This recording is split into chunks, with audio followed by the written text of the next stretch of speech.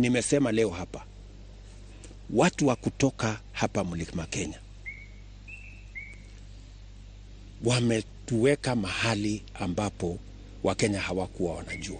Nimesema watu wa Mlima Kenya wametufanyia mambo mawili ambayo itaingia katika vitabu ya historia.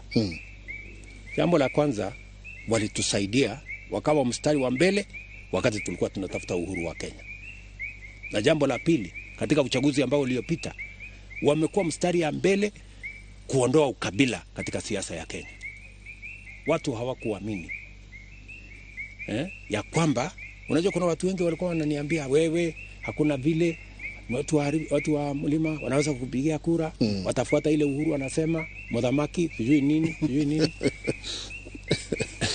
Lakini watu wa Mlima Kenya wameshangaza wa Kenya. Wameshangaza watu wengi kwamba wamesema katika siasa ya Kenya tutaondoa ukabila. You know? Walikupigia chama bila kuwa na hata kura, bila hata kuwa na chama. ama walisema hata UDA ni yao. Walisema kwanza wacha UDA, walisema mimi ndio wao kwanza. Walisema hii ni mtu yetu, hii wacha tupige hii. Unajua hata walikuambia ni wewe kingpin sasa. Anyway,